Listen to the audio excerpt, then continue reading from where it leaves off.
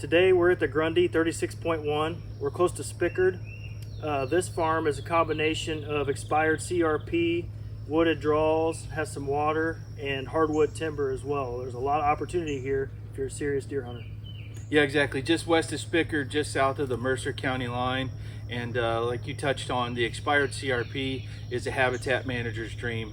Continue developing some of it for bedding, use the open areas for food, and with road access on two sides, it's a sneak in, sneak out opportunity. A deer will never even know you're here.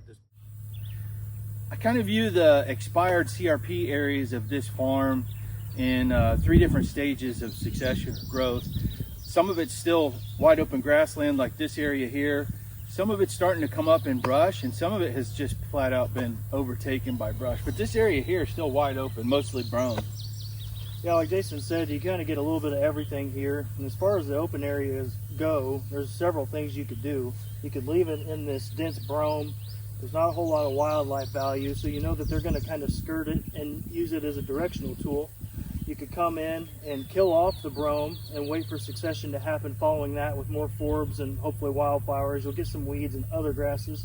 Or you can convert this open ground to a food source, a hilltop like we're on, food plot, knowing that they're going to rise up out of the cover below, and it'll be a destination that you can bet on catching them in.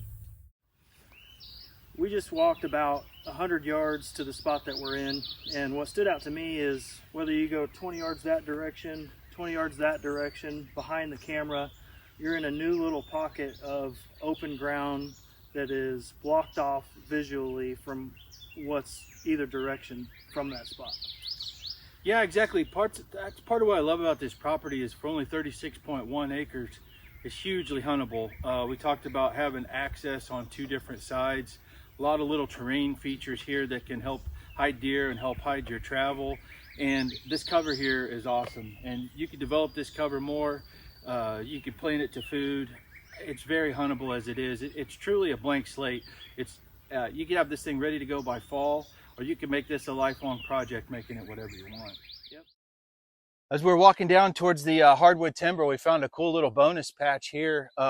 Some persimmon popping up. That's not a tree species I see a whole lot of in this area. Yeah, another early successional one. Obviously, as deer hunters, we look for other food sources, especially that candy crop, and the persimmon's a very well-known one. So just another bonus to this already very diverse farm. You can hone in on this in the early fall when they're ripe, and you can guarantee you're going to find deer around it.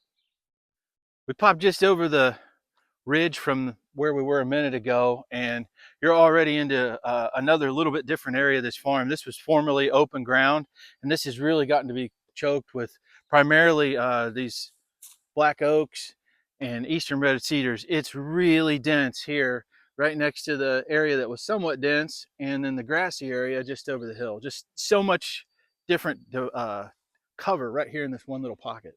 Yep, that's a benefit to letting succession happen. If this were all still clean CRP, you've got one open field that a deer can see from every corner of the field. I'm sitting here next to Jason in this little spot. I can see 20 yards or so that way. You know, put myself in a deer's perspective. I can see danger coming from this direction, but I have cover from the sun, and I can escape either way too. So there's options in a wildlife point of view to stay safe and hidden from people like us coming in and trying to take us as trophies.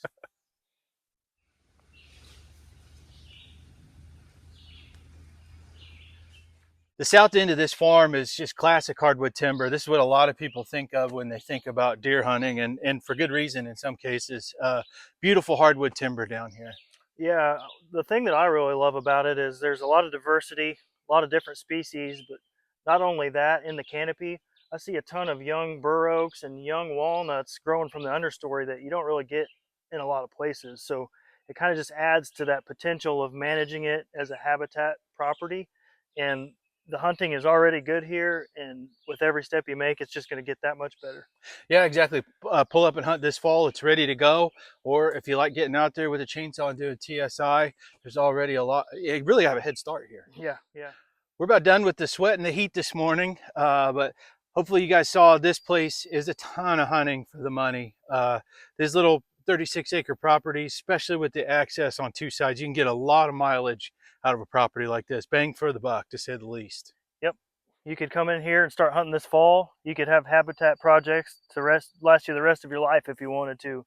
Food, cover, water, you got all three, and a lot of each of those for what it is.